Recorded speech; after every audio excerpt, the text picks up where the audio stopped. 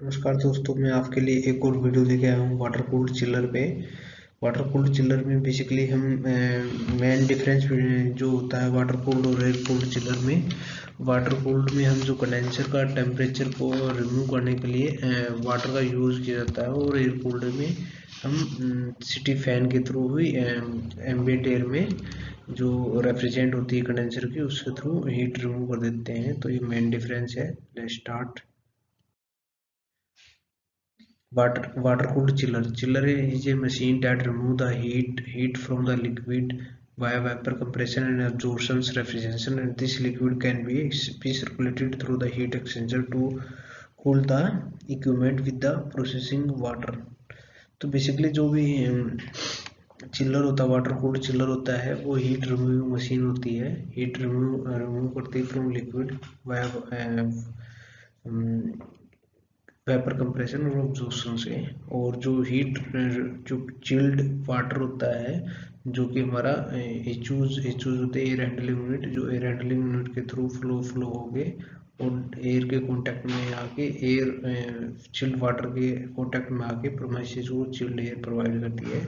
Basically चिल्लर में हमारा वेपरेटर होता है, कंडेंसर होता है, देन एक कंप्रेसर होता है एंड एक्सपेंशन वाल होते हैं। मोटा मोटा पार्ट ये है। देन उसके एसोसिएटिंग पार्ट होता है हमारा cooling pump. You can see that the primary and secondary. And condenser use किया जाता है हमारा हॉट वाटर, सॉरी, जो कंडेंसर का वाटर होता है, कंडेंसर पंप उसका वाटर को सर्कुलेट करने के लिए यूज किया जाता है। और कूलिंग टावर में हमारा बेसिकली फिन्स होते हैं एंड वाटर सम्प होता है जहाँ पे वाटर फिल जाता है।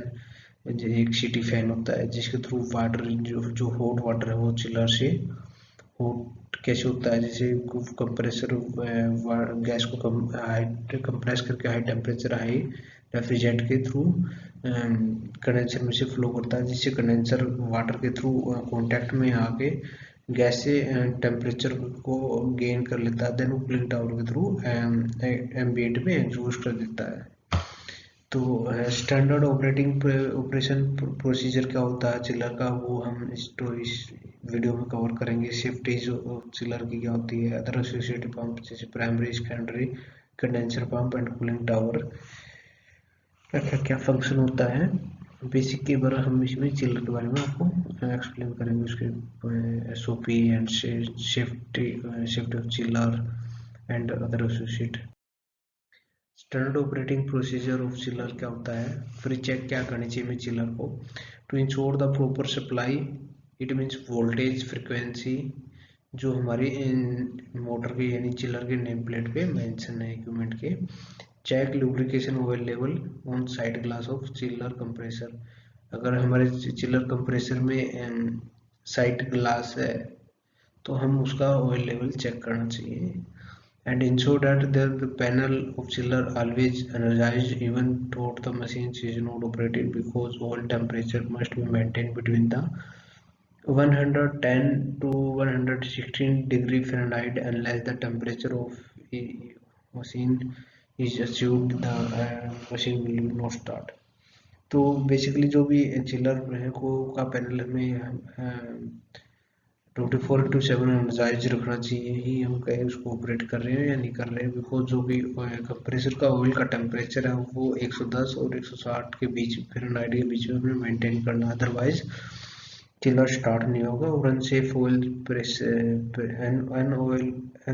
प्रेशर से हमारा चिलर ट्रिप हो जाएगा। Starting procedure to open the vial valve of the entire valve of the chilled water line, it means primary, secondary and chiller evaporator की जो भी वाल होती है हमें चिलर स्टार्ट करने से पहले इंश्योर करने की वो ओपन होनी चाहिए। Then check the water level in makeup and keep, और अगर आपका मेकअप पे ऑटो बूस्टर पंप है तो वो ऑटो में रहना चाहिए। Then open the valve of the condenser pump and chiller condenser की हमने वाल ओपन करनी है।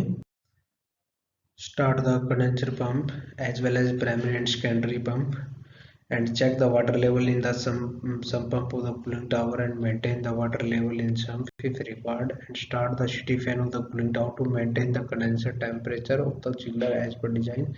बेसिकली जो डिजाइन होता है सिटी फैन का वो 19 entering and or leaving is 97 Fahrenheit maximum. And give the start command of the chiller from the control panel or BMS as per feasible. Check set point of the chiller and set on to 24 and 14 Fahrenheit in the summer, and in winter you can set the 46 and 48 as per requirement. In peak winter you need no need to run the switch on the chiller. Only secondary pump will be start to circulate the water. After the achieve the temperature of the set point, switch on the HOs so that chiller will be ready to fight. And then safety of the chillers, safety of chillers क्या होते हैं, flow switch और vibrator. हमारा जो flow switch होता है वो vibrator में इंस्टॉल होता है to indicate the chiller to that water flow is available, you can start the process. And high जो एंटी फ्रीजिंग होती है जो भी वाइब्रेटर में होता है, सो दैट की चिलर को इंडिकेट हो जाए कि हमारा जो वाइब्रेटर में वाटर फ्लो है। तो and high pressure set point, high pressure होता है। हाई प्रेशर से बेसिकली क्या होता है, हमारा कंप्रेसर ट्रिप मार जाता है। इफ कंडेंसर का टेम्परेचर हमारा मेंटेन नहीं है वो तो कंडेंसर जो कंप्रेसर वो हाई प्रेशर से ट्रिप हो जाएगा। बिकॉज जो भी कंडेंसर का जो भी टेम्परेचर जो भी कंप्रेसर का जो टेम्परेचर रिमूव करता है वो कंडेंसर के थ्रू रिमूव होता है। अगर सिटी फैन हमारे रन नहीं करेंगे तो हाई प्रेशर से ट्रिप मार जाएगा। लो प्रेशर बेसिकली हमारे गैस शॉर्टेज होगी तो तब भी लो प्रेशर आता है। सेकेंड थिंग, अगर ड्रायर होता है चिल्लर में, एयर कूल्ड चिल्लर में होता है बेसिकली, और जो भी ड्रायर होता है अगर वो चौक होगा तब भी हमारे लो प्रेशर का सेफ्टी एक्टिविटी हो जाती है। ऑयल प्रेशर जो भी हमारा जो कंप्रेसर होता है उसमें ऑयल का प्रेशर बिल्डअप अच्छी तरह मेंटेन है एज पर डिजाइन, तो ठीक है। अगर ऑयल कम होगा तो ऑब्वियसली ऑयल प्रेशर लो होगा, और जब हमारा अगर ऑयल प्रेशर लो होगा तो हमारा चिल्लर ट्रिप मार जाएगा। एंड रिलीफ वाल्व बेसिकली हमारे कंप्रेसर के टॉप पे लगी रहती है। In case of high pressure से हमारी हाई प्रेशर से जो क्रिएट होता है कंप्रेसर में उसको रिलीव करने के लिए हम जो कंप्रेसर के टॉप पे वाल लगी रहती है। तो ये थी हमारी सेफ्टी ऑफ चिलर मोटी मोटी। Then pump system of chiller, primary pump, secondary pump is a very important secondary pump is play very important role in the water flow chiller, and it provide the water pressure at HO end from the chiller. And then primary pump is play very important role in water cooled chiller. It provide the proper flow from the chiller. तो ये basically जो भी secondary pump होता है वो chiller से pressure water लेके HO and तक प्रॉपर वाटर सप्लाई प्रोवाइड करता है। एंड प्राइमरी जो पंप होता है बेसिकली वो HO से लेके चिलर को प्रॉपर फ्लो प्रोवाइड करता है। जैसे कि आप इस डायग्राम में देख सकते हो कि दो चिलर हमारे C1 एंड C2 दो चिलर हैं। देन वो आउट होता है वाटर, एंड वाटर जो सेकेंडरी पंप के थ्रू HO तक प्रोवाइड किया जाता है। HO से जो रिटर्न वाटर आता है देन ये हमारा प्राइमरी पंप से थ्रू एंड उसमें चिलर को प्रोवाइड किया जाता है। इन केस अगर हम चिलर नहीं चलाते हैं तो देन ओनली हम सेकेंडरी को रन कर सकते हैं, और ये बाईपास लाइन के थ्रू एक क्लोज साइकिल में लूप करता रहेगा। देन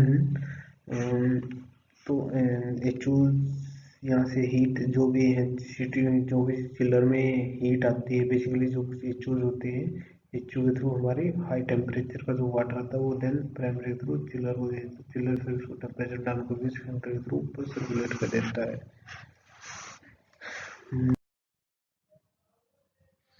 तो कूलिंग टावर क्या है, basically cooling tower as a heat specialised heat exchanger होता है जिसमें वाटर और एयर दोनों डायरेक्ट कांटेक्ट में आते हैं और जिससे वाटर का टेम्परेचर हमारा रिड्यूस होता है। कूलिंग टावर बेसिकली में क्या क्या पार्ट होते हैं? कूलिंग टावर बेसिकली जो भी हॉट एयर आता है कंडेंसर के फिन्स के ऊपर हमारा स्प्रे किया जाता है, और जो फिन्स के थ्रू वाटर को प्रॉपर स्प्रेड होता है फिन्स के थ्रू एंड इन फॉर्म में। देन हमारा जो टॉप पे फैन लगा रहता है वो फैन बॉटम एरिया से एयर को सक करता है और वो एम्बिएंट में एग्जॉस्ट कर देता है जो भी वाटर का टेम्परेचर को रिमूव करके।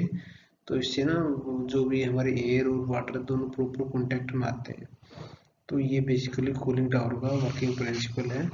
कंडेंसर पंप क्या करता है? बेसिकली ये सर्कुलेट करता है वाटर को from the chiller to cooling tower and to reduce the water temperature through the cooling tower. And then cooling tower की एफिशिएंसी ऑफ कूलिंग टावर में अप्रोच क्या होती है? अप्रोच माइनस होते हैं cold water temperature minus wet bulb temperature. तो suppose अगर हमारा 15 degree Celsius 35 degree Celsius and then wet bulb temperature 25 degree Celsius है, तो 10 degree Celsius is approach. And range क्या होता है? हॉट वाटर टेम्परेचर माइनस में कोल्ड वाटर टेम्परेचर।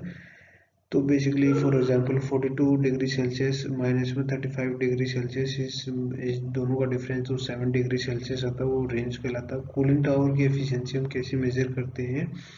रेंज बटे में जो रेंज प्लस में अप्रोच इंटू में 100 मल्टीप्लाई बाई 100। तो बेसिकली जो भी हमारी रेंज आई थी वो 7 डिग्री सेल्सियस आई थी। Then oblique 7 means range plus में अप्रोच, अप्रोच इज 10 इंटू में मल्टीप्लाई बाई 100।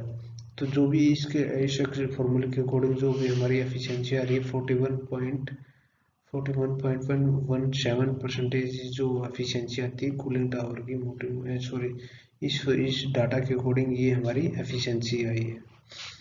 तो ऐसे इस फार्मूला से आप चिल्लर की सॉरी कूलिंग टावर की एफिशिएंसी भी मेजर कर सकते हैं।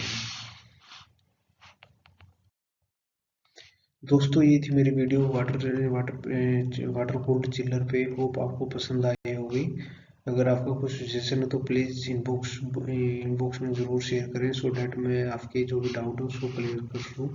थैंक यू दोस्तों। Please like and share my channel videos and subscribe. Thank you, धन्यवाद।